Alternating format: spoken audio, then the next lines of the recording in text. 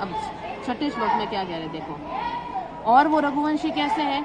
यथा विधि हुताग्निनानाम यथा कामार्चित अर्थिनाम यथा अपराध दंडानाम यथा काल प्रबोधिनाम। यथा विधि, विधि के अनुसार, यथा का अर्थ क्या हुआ? यथा विधि, विधि के अनुसार। हुत अग्निनानाम, अग्नियों में हवन करने वाले हैं। रघुवंशी कैसे हैं? विधि के अनुसार अग्नि में हवन करने वाले हैं।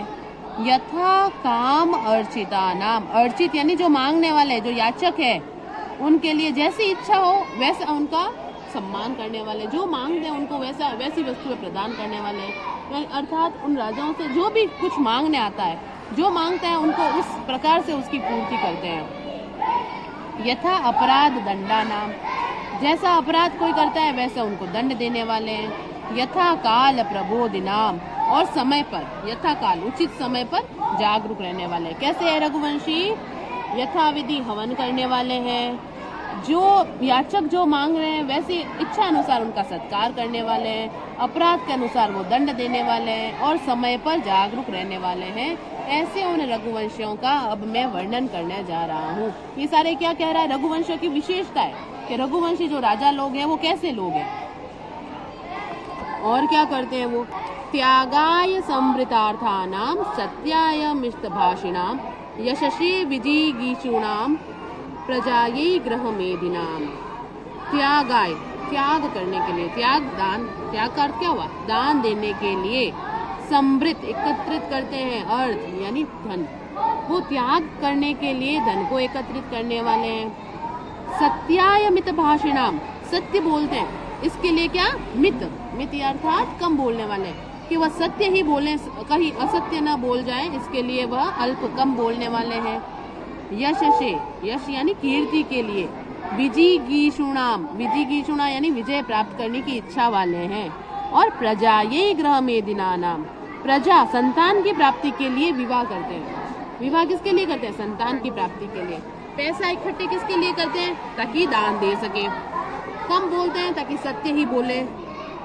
यश की प्राप्ति, विजय की इच्छा क्यों करते हैं? ताकि उनको यश की प्राप्ति हो सके। और विवाह किसके लिए करते हैं? सिर्फ संतान की प्राप्ति के लिए। ऐसे रघुवंशियों का मैं वर्णन करने जा रहा हूँ। और रघुवंशी कैसे हैं? शैशवे अभ्यस्त विद्यानाम यौवने विषयेषिणाम वार्धके मुनिवृत्तीनाम योगे नान्ते तनु त्यजाम। शैशव अवस्था में, शैशव अवस्था यानी शिशु अवस्था, जब बाल्यावस्था, छोटे बच्चे जब हैं वह, उस समय क्या करते हैं? अभ्यस्त विद्या नाम, विद्या का अभ्यास करने वाले हैं। शैशव अवस्था में विद्या का अभ्यास करने वाले हैं। यौवन, यौवन यानी युवावस्था में, जवानी में।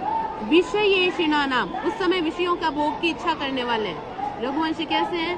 बच्चे हैं, बालक हैं, तब तक तो क्या करें? विद्या का अभ्यास कर रहे हैं। युवावस्था में क्या करेंगे? विषयों का भोग करने वाले हैं। वार्धके मुनिवृत्ति नाम, वार्धक यानी बुढ़ापे में क्या करेंगे? तपस्वियों के समान आचरण करने वाले हैं। योगेन अंते तनु त्यजाम, और अंत समय में, मृत्यु समय में, अंत समय यानी मृत्यु समय में योग से चित्त वृत्तियों का निरोध करना योग कहलाता है।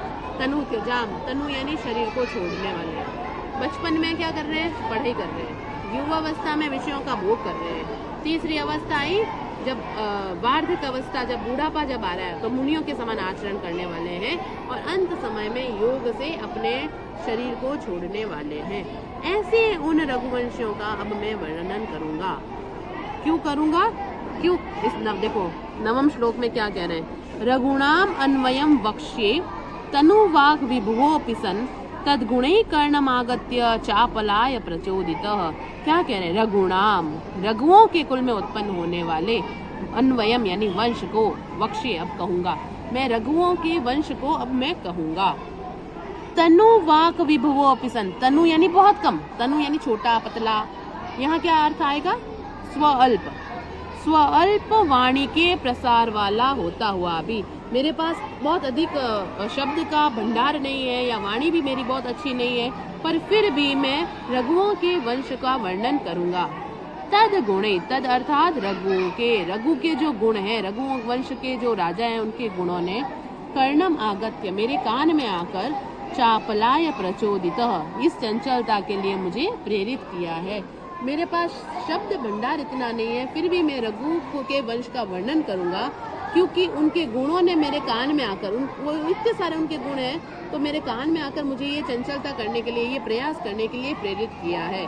प्रेरित किया है का अर्थ क्या है कि उनके गुण मुझे इतने अच्छे लगे कि मुझे, मेरा मन हो रहा है कि मैं उनका वर्णन करूं।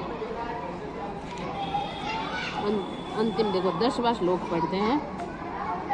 तम संतः श्रोतुम अर्हन्ति सद व्यक्ति हेतवः हेम्नः संलक्ष्यते यज्ञौ विशुद्धि श्यामिका पिवा।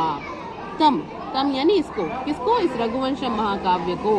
संतः वे सज्जन, श्रोतुम सुनने के लिए, अर्हन्ति योग्य है। इस रघुवंशम को वो ही सज्जन लोग सुन सकते हैं या पढ़ सकते हैं जो सद असद व्यक्ति हेतव, जिनको अच्छे और बुरे की पहचान हो, सत और असत की जिनको जानकारी हो, वो ही इसको पढ़ने के योग्य है। क्योंकि हेमना यानी सोना, संलक्ष्यते परीक्षा होती है, अग्नि में ही सोने की परीक्षा की जाती है कि वह विशुद्धि है। विशुद्ध अर्थात सोना खरा है या शामिका या खोटा, मिलावटी सोना है या प्योर सोना है, उसकी परीक्षा कैसे की जाती है कि उसको जब अग्नि में डाला जाता है तब पता चलता है कि वह सोना जो है प्योर गोल्ड है या नहीं है। इसलिए ये जो रघुवंश महाकाव्य है, ये भी वही लोग सुन सकते हैं जिनको ये पता है कि सही क्या है और गलत क्या है। अर्थात वे ही सज्जन लोग सुनने के योग्य हैं जिनको सत असत की पहचान हो। जिस प्रकार सोने की परीक्षा अग्नि में की जाती है कि वह शुद्ध है या मिलावटी है, और इस प्रकार सोने की परीक्षा के समान ही इसकी इस ग्रंथ की भी परीक्षा होगी कि यह सही लिख रहा हूँ मैं या नहीं लिख रहा हूँ। तो इसको वे ही सज्जन लोग पढ़ सकते हैं जिनको असत असत का ज्ञान हो।